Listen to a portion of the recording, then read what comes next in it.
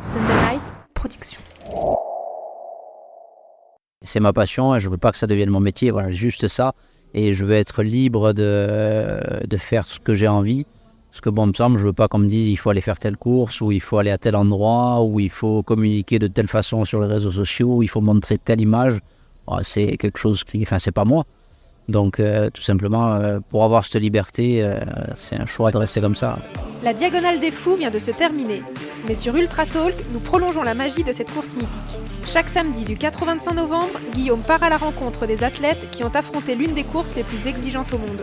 Alors tenez-vous prêts à vivre des sensations fortes. Bonne écoute! Bonjour à toutes, bonjour à tous et bienvenue dans le podcast Ultra Talk. Je suis Guillaume, votre hôte pour cette série de podcasts enregistrés depuis l'île de la Réunion à l'occasion du Grand Raid. Pendant tout le mois de novembre, on va faire durer la passion de l'Ultra Trail avec des athlètes hors du commun. Et dans cet épisode, j'ai le plaisir de recevoir Lambert Santilli, ultra trailer de haut niveau et détenteur du record du GR20. Salut Lambert, merci beaucoup de t'être rendu disponible pour répondre à mes questions, d'autant plus que tu donnes pas énormément d'interviews, donc du coup ta parole a la valeur. Et donc merci de faire confiance pour partager tes sensations d'après-course. On va parler de la Diagonale des Fous, on va parler de la Corse, on va parler de la famille, on va parler du GR20, on va parler de plein de choses aujourd'hui. Mais avant ça, ma première question, comment est-ce que ça va 48 heures après ta petite promenade sur l'île de la Réunion? Bah écoute, un peu mal de partout, mais bon ça je pense que c'est normal et ça doit être le cas de quasiment tout le monde. Mais voilà, ça va, content d'avoir fini cette année, d'avoir vu la Redoute et voilà. Justement, toi et la Diagonale des Fous, c'est une histoire d'amour un peu compliquée. C'est une course j'ai l'impression, qui te fascine, puisque tu as eu une certaine persévérance pour devenir finisher de cette épreuve-là. Qu'est-ce que ça représente pour toi, cette Diagonale des Fous? On est sur une île, l'île de la Réunion. Tu viens de l'île de Corse, qu'est-ce qui t'attire vraiment? Est-ce qu'il y a des similitudes? Qu'est-ce qui te plaît autant pour venir à chaque fois te casser les dents sur cette épreuve un peu dingue? Ouais, c'est la Diag, c'est une course mythique et c'est voilà, encore une fois, moi j'adore le parcours, traverser une île comme ça, c'est toujours quelque chose qui me plaît, une idée qui me plaît, que ce soit à Madère où on fait un peu la même chose. Donc c'est quelque chose qui, depuis que j'ai commencé à courir, m'a toujours attiré. Et voilà, j'étais venu la première fois en 2019, j'avais couru le Trail de Bourbon et puis je m'étais dit il faudra revenir pour faire la Diag. Bon, je suis revenu en 2021 et 2022, ça l'a pas fait et puis bon, cette année j'ai pu finir. Qu'est-ce qui t'a manqué en 2019, en 2022 et que tu as réussi à trouver aujourd'hui pour finir et pour bien te positionner, d'autant plus que tu étais pas très loin du podium dans des conditions, aujourd'hui il y avait une énorme densité, des conditions météo très compliquées, une course en élastique. Qu'est-ce que tu as eu qu'est-ce que tu as eu jeudi que tu n'avais pas eu sur les éditions d'avant? Bon, écoute, peut-être un peu plus de maturité, un peu plus d'expérience qui ont fait que ça a marché ce coup-là. Enfin, en 2021, j'avais une blessure qui traînait, j'aurais pas dû prendre le départ, c'était pas trop prudent, mais en 2022, l'an passé, c'est vrai que j'ai abandonné un peu bêtement. J'ai eu un gros passage à vide et j'ai pas su me remotiver, me remettre dedans et ça fait que j'ai lâché. Voilà, chose qui est arrivée là, j'ai eu des gros passages à vide là aussi avant-hier, mais voilà, j'avais peut-être plus cette maturité qui me manquait un peu avant et puis surtout il y avait ma famille aussi, ma femme, mes enfants qui étaient là et voilà, c'est vrai que ça, mine de rien, ça booste et ça remet un coup au moral quand on les voit et on s'accroche, on se dit voilà, ils sont là et il faut le faire quoi. Alors tu es ultra trailer, comment est-ce que tu as rencontré ce sport? Comment est-ce que ça s'est passé? Est-ce que tu étais déjà coureur à la base? Comment tu es arrivé sur l'ultra distance et qu'est-ce qui t'a attiré surtout dans ces épreuves complètement extrêmes? Bon, moi j'ai commencé à courir assez tard quand même, j'avais une vingtaine, un peu plus de 20 ans pour perdre du poids à la base et puis après j'ai commencé à faire quelques courses, des plus petites distances, aux alentours des 15-20 km, tout ça.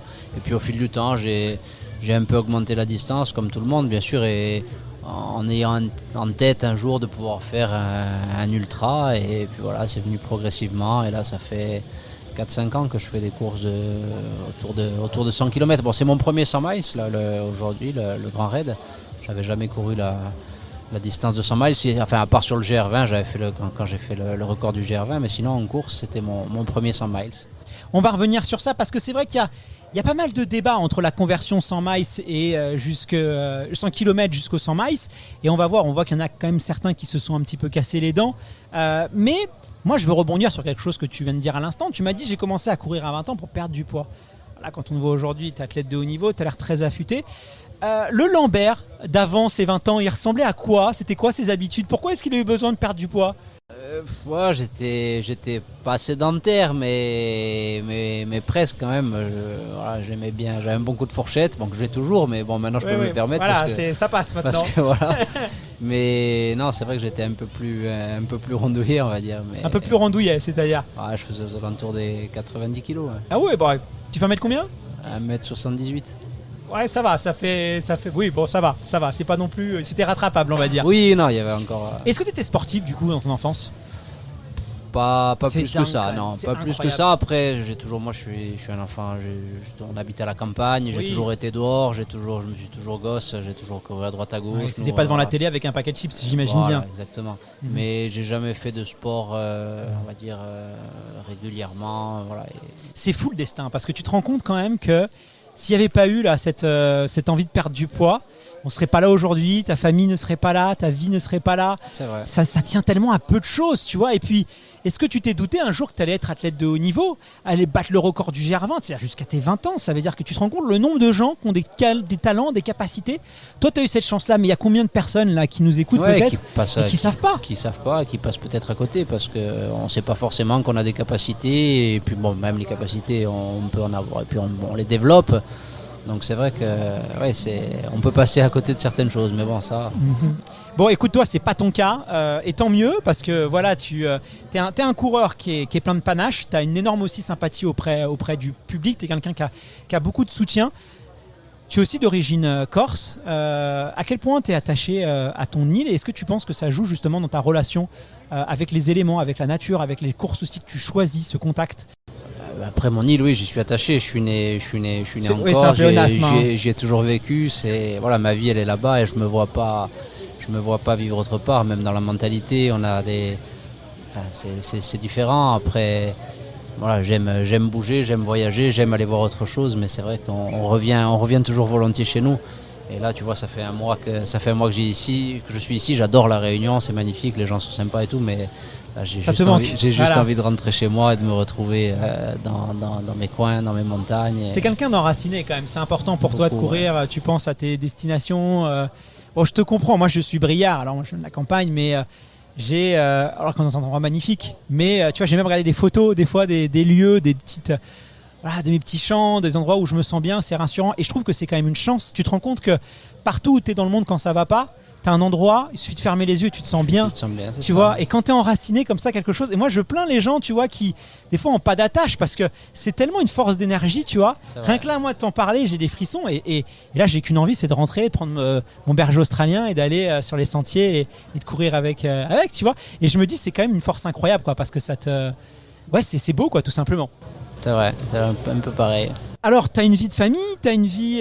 comment est-ce que tu gères un peu cette double casquette? Parce que tu as des enfants. Tu travailles à côté?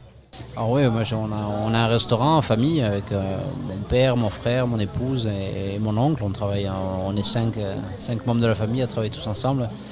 Et on est saisonnier, on ouvre au mois d'avril et on ferme courant octobre. Voilà, j'ai aussi 2 enfants qui ont 5 ans et 9 ans. C'est un peu d'énergie à cet âge-là. Oui, ça demande pas mal de temps, mais voilà, après moi, le trail, c'est pas mon métier, c'est vraiment ma passion. Et je veux pas d'ailleurs que ça devienne mon métier, je veux que ça reste ma passion, et parce que voilà, je suis bien comme ça. Et voilà, je me verrais pas faire que ça, penser qu'à ça. Ça me plairait pas. Après, certains arrivent à le faire et c'est très bien, tant mieux pour eux. Mais moi, voilà, je veux pas que ma passion empiète sur mon métier. Justement, tu es sur le top 10, tu es l'un des rares coureurs à pas être sponsorisé, à rester à ton indépendance. Comment est-ce que ça se fait? Est-ce que c'est parce que y a peut-être un manque d'investissement des partenaires, ou est-ce que c'est toi qui as choisi finalement de ne pas forcément être embêté avec ça? Comment est-ce que ça s'est joué? Est-ce que c'est un manque pour toi ou c'est juste un choix? Non, c'est vraiment un choix à 100%, parce que j'ai eu plusieurs demandes, mais c'est un choix parce que voilà, je te dis encore une fois, c'est ma passion et je veux pas que ça devienne mon métier. Voilà, juste ça. Et je veux être libre de faire ce que j'ai envie. Parce que bon, il me semble, je veux pas qu'on me dise il faut aller faire telle course ou il faut aller à tel endroit ou il faut communiquer de telle façon sur les réseaux sociaux, il faut montrer telle image. Voilà, c'est quelque chose qui, enfin, c'est pas moi.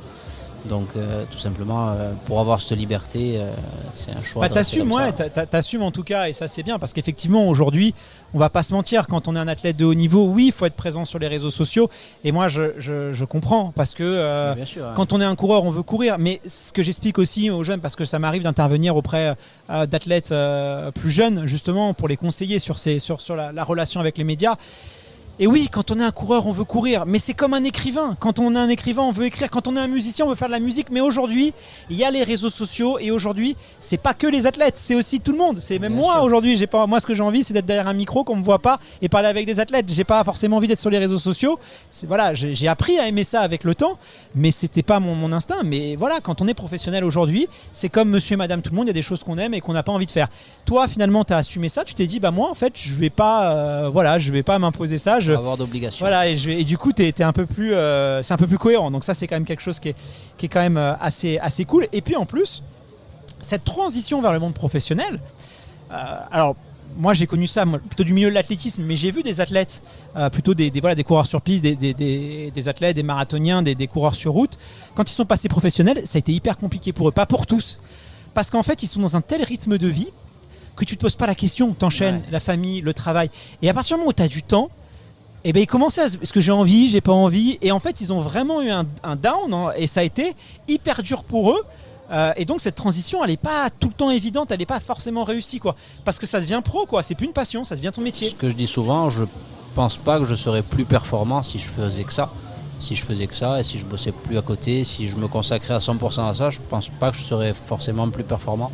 Donc voilà, ça m'intéresse pas et je préfère rester comme ça. Peut-être que tu gagnerais, je pense, c'est peut-être la récup. C'est-à-dire pouvoir faire les siestes, un peu mieux dormir.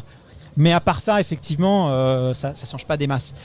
Alors, on va parler un petit peu du GR20, parce que tu détiens le record du GR20, que tu as pris un petit coureur qui débutait, François Daen, qui est quand même tout ça. Tu as redonné un peu à la Corse le record. Je sais que c'est important, c'est comme la Diagonale des Fous. Ici, on n'attend que ça, un Réunionnais qui gagne la Diagonale. Et en plus, cette année, il y a eu quand même... Fabrice Payet qui a quand même fait une course absolument incroyable sur la fin de course, il était hyper surprenant, donc bravo à eux. Pour toi, qu'est-ce que ça représente le GR20? Est-ce que tu peux nous en dire un petit peu plus sur cette course et voilà, ce record, c'est un rêve, quoi. Qu'est-ce que... Le GR, moi, c'est quelque chose qui me fait rêver depuis mes débuts en trail. Voilà. Il y a Kylian qui l'avait fait à l'époque. Kylian. C'est que des grands noms, hein. Voilà. Après Guillaume, j'ai eu la chance d'accompagner Perrette, Guillaume, et j'ai vécu ça avec lui. C'était des émotions énormes. Après François, bien sûr, j'étais blessé quand François était venu. J'avais pas pu accompagner, mais j'avais suivi. Et il y a toute une histoire depuis des années autour de ça. Donc c'est vrai que c'est quelque chose qui m'a toujours fait rêver. Et je m'étais dit, si un jour j'ai les capacités de pouvoir faire quelque chose là-dessus, j'irai. Et voilà, ça faisait 4-5 ans que je sentais que ça venait et qu'il y avait moyen d'un jour d'y aller. Donc j'ai commencé à me préparer, à faire des recos, à aller sur le terrain, à prendre des temps. Et puis voilà, jusqu'en 2021, on a choisi une date et on a dit allez, feu, avec toute l'équipe qui avait autour de moi. Alors le GR20, c'est un tracé mythique qui fait rêver énormément de personnes. Et c'est vrai qu'aujourd'hui, on est un peu dans l'escalade, c'est-à-dire qu'on cherche... Voilà, aujourd'hui, il y a plein de gens qui cherchent à réaliser des défis un petit peu extrêmes. Et ce développement un peu de ces courses, de ces challenges, s'accompagne peut-être aussi d'une banalisation de l'effort. Et aujourd'hui, c'est pas rare d'entendre des gens minimiser un peu la difficulté que représente un GR20 en expliquant que finalement c'est accessible à la portée de tous. Alors souvent, c'est des gens qui ne l'ont pas fait, qui disent ça. Toi, ton regard par rapport à ça, un GR20, rassure-nous quand même, c'est quand même dingue qu'on soit obligé de le dire, mais c'est quelque chose qui se prépare et c'est pas parce qu'on est en bande de potes un samedi soir qu'on se dit tiens je vais le faire. Ça se respecte une distance comme ça, tout le monde est la bienvenue, ça c'est pas réservé qu'à un certain type de population, mais c'est quelque chose qui se prépare et c'est quelque chose qu'il faut qu'il faut s'investir. C'est une aventure humaine, c'est pas simplement de l'avoir fait, c'est la préparation, c'est plein de choses. Qu'est-ce que tu en penses, toi? Moi, je pense qu'en fait, ce qui se passe autour du GR en ce moment, enfin du GR et même d'autres Le Mont tours, Blanc, l'Ascension, voilà, c'est pareil, ça devient des destinations touristiques. Hein. Maintenant, tout le monde veut faire vite. Tout le monde avec la mode du trail et de l'ultra-trail, tout le monde veut faire vite. Un GR20, normalement, c'est 15 jours, c'est 15 étapes, une étape par jour. Et voilà, et ça se passe très bien pour un bon randonneur, ça se passe très bien. Maintenant, tout le monde veut faire le GR20 en 5 jours, 3 jours. Voilà. Et je pense que ça, c'est pas accessible à beaucoup de monde, quoi. Donc le problème, il est là. Maintenant, si ça fait pas longtemps, ça fait 5-6 ans que c'est comme ça. Mais si, comme avant, tout le monde allait faire son GR en 15 jours, tranquille, ben, ça passe bien. Voilà, Mais après, ça reste une épreuve. ça reste, bien sûr, extrême. après ça reste un terrain très difficile, très technique. Il y a énormément de cailloux, c'est pas une partie de plaisir. Hein. Mais enfin, si, c'est du plaisir quand même pour les paysages et pour. On t'a compris. Mais pour les pieds, un petit peu moins. Mais après, voilà, il faut être un minimum préparé. Oui, c'est sûr que quand même, il faut être habitué à randonner, à passer des longues journées dehors et voilà, savoir un peu se débrouiller en montagne. Quand tu as décroché ce record, la première chose que tu as déclarée, c'est que tu as dit c'est pas une victoire solitaire, c'est une victoire d'équipe. Ça représente quoi, toi, justement, ces accompagnements, ces familles, ces amis, son soutien? C'est fort quand même, quand la première chose que tu dis finalement, c'est que c'est une victoire d'équipe, c'est le collectif qui l'emporte. Ouais, c'est sûr. Bah, après, c'est vraiment ce qui. Enfin, moi, c'est tout le long du parcours, j'étais pas seul, quoi. Il y avait 50 personnes avec moi. Il y avait tous des coureurs, il y a, je pense, 25-30 coureurs qui ont couru avec moi, enfin, qui se sont répartis. Hein. Et au moins autant de personnes sur l'assistance. Et puis, enfin, voilà. Donc, c'est tout un collectif, c'est toute une équipe. Et je ne sais pas si j'aurais fait la même chose si j'avais été tout seul. Enfin, non, j'aurais pas fait la même chose si j'avais été tout seul. C'est quelque chose justement, tu nous disais tout à l'heure que ça a été dur à un moment donné, là justement sur cette diagonale des fous. Tu me disais à quel point la famille, ça te rattache. Là, tu es venu, j'ai vu, alors tu avais toute une team avec des t-shirts, ils étaient tous là. Je les ai croisés aussi sur les points de ravitaillement et c'était très beau en fait de vous voir aussi. On voyait que vous étiez... voilà, il y avait beaucoup d'entraide et qu'il se passait quelque chose d'assez magique.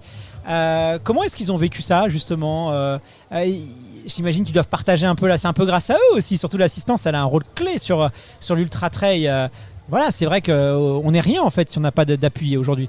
Bah, c'est sûr que puis après c'est même le plaisir de partager quelque chose, quoi, de partager une course 24 heures comme ça pour l'assistance. C'est fatigant, c'est dur, mais ils vivent la course aussi et enfin, je pense qu'ils se sont régalés. Voilà. Moi il y avait ma femme, mes enfants, mon père, il y avait des amis, Caro, enfin, et ils étaient tous là et ils ont suivi tout le long et c'est palpitant, quoi. C'est surtout quand il y a une bataille, quand ça se passe comme ça s'est passé là, c'est génial. Ouais, puis c'est des souvenirs incroyables de pouvoir faire ça avec ton papa. Voilà, j'imagine qu'il n'était jamais venu à l'île de la Réunion. Enfin, tu vois, c'est ça. Quand on suit sa passion, en fait, c'est ce que j'ai remarqué. On ne sait plus où la vie va nous emmener, en fait. Tu vois, là, tu te retrouves sur l'île de la Réunion avec ton père, avec ta femme, tes enfants, tes amis. Tu vois, enfin, c'est qui aurait cru, tu vois. Et quand on suit sa passion, en fait, c'est un saut vers l'inconnu, quoi. C'est ça. Et là, ouais, c'est des émotions fortes qui vont rester gravées. C'est des trucs qui sont complètement inévitables. Alors, qui sont indélébiles, pardon. Alors, bon, je disais tout à l'heure, c'est une question un petit peu bête que nous on aime bien poser les journalistes parce que tu vas me dire, oui, je viens de finir le Grand Raid, laisse-moi tranquille, Guillaume. Ne me parle pas de l'avenir. Là, je veux juste retrouver mon saucisson corse et mon fromage de brebis et me balader tranquille. Mais c'est quoi la suite là? Tu vois, voilà. Moi, je fais partie de ceux qui pensent que sur le Grand Raid ou sur d'autres épreuves, tu as encore plein de choses à montrer et que tu es très loin d'avoir dit tout ce que tu pouvais faire. Mais quelle est la suite? Est-ce qu'il y a d'autres courses qui te font rêver? Comment est-ce que tu vois les choses sur ton tableau de chasse un peu? Ouais, écoute, le Grand Raid, là, ça fait 3 ans d'affilée. Voilà, on va le mettre de côté. Alors, non, pas le mettre de côté parce que je reviendrai. J'adore la Réunion, j'adore l'ambiance ici. Et puis on a beaucoup d'amis ici, d'amis corses qui vivent à la Réunion. Et c'est toujours un plaisir de les revoir chaque année. Donc je reviendrai, et c'est sûr. Mais peut-être pas l'année prochaine. L'année prochaine, il y a une course qui est à peu près à la même date au Maroc, qui est l'UTAT. Et ça fait 2-3 ans que je l'ai en tête et j'ai envie d'aller la faire. Donc je pense que l'année prochaine, au mois d'octobre, j'irai au Maroc. Voilà, après, avant, il y a le Lavaredo qui me tente aussi dans la Dolomites italienne. Ça, bien sûr, c'est l'une des plus belles courses du monde. Ça me tente bien. Au mois de juin, celle-là. Ouais, c'est au mois de juin. Ça, et puis après, On va voir un peu. Bon, j'ai pas encore, il y a rien d'arrêté pour l'instant. Hein. Mais voilà, ça fait partie des courses. Ça après en Andorre aussi, j'avais abandonné, j'avais pas fini la course en Andorre. Une très belle ultra, j'avais fait la moitié, je m'étais blessé. Mais voilà, ça c'est un endroit aussi où j'aimerais retourner pour prendre une petite revanche. Alors on ne peut pas se quitter sans parler un peu d'entraînement, sans parler un petit peu de préparation. Ta philosophie justement de l'entraînement trail, alors il y a les partisans de l'entraînement croisé, il y a les partisans de l'haute intensité, il y a des partisans du spécifique, du renforcement musculaire, il y a des partisans du bornage. Toi, quelle est un peu ta vision? D'autant plus que faire du ski de fond en Corse, j'imagine que c'est un petit peu compliqué. Donc François Daen, il y a des trucs qu'il ne peut pas te recommander par rapport au Beaufortin. Toi, comment tu vois la chose? Est-ce que tu es quelqu'un qui aime bien courir longtemps? Est-ce que tu es quelqu'un qui fait faire aussi des séances de vitesse, qui n'hésite pas à travailler un peu sur la piste? Comment, voilà, ta vision de l'entraînement, c'est quoi?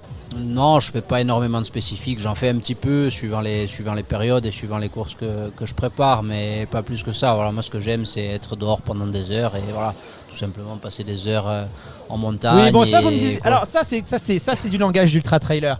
Moi, j'aime être dehors, voilà, je fais ma petite balade avec mon bâton. Les gars, on fait pas 4e de la diagonale des fous sans un plan d'entraînement un petit peu sérieux. Alors, donne-moi un petit peu plus, s'il te plaît, quand même. Est-ce qu'il y a, après, je te dis, en termes d'heures, voilà, plus que je vais je me balade dans la montagne, parce que je sais, c'est évidemment que c'est ça, et c'est ta vision, et c'est ce que tu aimes, et c'est très important justement, et c'est l'une de tes forces, évidemment. Néanmoins, j'imagine que voilà, il y a quand même un petit peu de travail spécifique. Oui, non, bien sûr, il y a du spécifique, et puis après du spécifique par rapport à la course que tu prépares. Alors, c'est sûr que voilà, pour préparer une diag, j'ai passé 6-7 grosses semaines. Voilà, faire pas mal d'heures en montagne et pas 25, mal de 30 heures à peu près. Oui, peut-être pas 30 heures, mais entre 20 et 25 heures. Ouais, 12, entre 10 et 12 000 mètres de dénivelé par semaine. Ah, ça commence à faire des belles semaines. Mais après, oui, je te dis, du spécifique, je fais un peu de seuil, mais pas, un petit peu de seuil quand même, ouais. pas tant que ça. Pas plus que ça. Ça représente quoi à peu près Ça représente un pourcentage, pas grand-chose hein, sur oui, le nombre d'heures. Voilà, ça va être une séance. Peut-être une séance par semaine. Ouais, mais voilà, c'est largement suffisant, j'imagine. Mais après, c'est pas ce que j'aime, quoi. Voilà, moi, ça t'aime une fois. C'est pas ce que je préfère. On va dire. Tu prends pas de plaisir quand tu la vois la séance au seuil. D'ailleurs, ça ressemble à quoi une séance au seuil chez Lambert? Une séance au seuil, ça peut être 3 fois 15 minutes ou alors allure un peu plus rapide, 3 fois 8. Et t'enchaînes avec un peu, tu vas faire un KV et après tu vas repartir sur des 1000 par exemple. Est-ce que tu fais un peu ce travail sur la fatigue? Tu vois, sur des courses comme l'UTMB, on sait qu'il faut être capable de monter très haut et puis après sur le plat être très efficace. Ça, c'est pas des choses. Ce style d'entraînement, j'ai jamais fait. Et tu cherches un peu. Toi, tu es quand même. Les formats que tu aimes, ça reste quand même les courses. On parlait du GR, on parle de la diagonale des fous. C'est des courses je vais pas dire de tracteur, parce qu'aujourd'hui, quand même, tu as des qualités de vitesse et ce serait hyper réducteur. On dit souvent, j'étais avec Aurélien il n'y a pas longtemps, et c'est vrai, quand on décrit Aurélien comme un tracteur, ça me fait sourire parce que c'est quand même un athlète hyper complet et qu'il ne faut pas rêver aujourd'hui. Là, tous ceux qui sont arrivés, c'est loin d'être des coureurs lents, il ne faut pas s'imaginer ça. Mais c'est vrai que quand même, il faut certaines qualités et ces courses-là, pas tous les ultra-trailers peuvent tirer leur épingle du jeu. Oui, après c'est sûr que ce style-là, les courses assez techniques avec des montées, des descentes assez cassantes, ça me correspond plus peut-être qu'un UTMB ou qu'un Lavaredo. Mais après, encore une fois, moi j'aime aller sur des terrains où je peux être un peu moins à l'aise justement pour sortir un peu de sa zone de confort et pour travailler autre chose. Tu vois, c'est pour ça peut-être que l'année prochaine j'ai envie de faire le Lavaredo parce que c'est peut-être pas mon style de terrain qui me correspond le plus, mais ça m'obligera peut-être à travailler d'autres paramètres et essayer du moins d'être plus performant sur certaines choses pour faire que j'arrive à faire une belle course là-bas. Bon, c'est tout ce que je te souhaite parce que la Lavaredo, moi aussi, c'est une course qui me fait rêver de suivre. Je crois que c'est vraiment l'une des Dolomites. Voilà, de toute façon, c'est très beau. Ça va. La Corse, l'île de la Réunion, voilà, c'est quand même un sport qui nous permet de découvrir des choses complètement incroyables. Et voilà, c'est sûr que cette course-là a fait rêver. Merci infiniment Lambert de t'être prêté au jeu des interviews. Ça a été un plaisir de faire un petit peu plus ta connaissance. J'espère que nos auditeurs et auditrices ont pris tout autant de plaisir à t'écouter. Hâte de te revoir courir, pourquoi pas sur la Lavaredo, pourquoi pas aussi sur l'UTMB. Et puis te suivre un petit peu. T'es quand même présent sur Instagram, sur les réseaux sociaux si on veut te suivre. Ou c'est quoi le meilleur réseau où tu passes quand même un minimum de temps Oui, sur Insta. Sur Insta. Donc voilà, n'hésitez pas, on vous mettra son lien dans la description de cet épisode. Merci beaucoup et je te dis à très vite. À bientôt.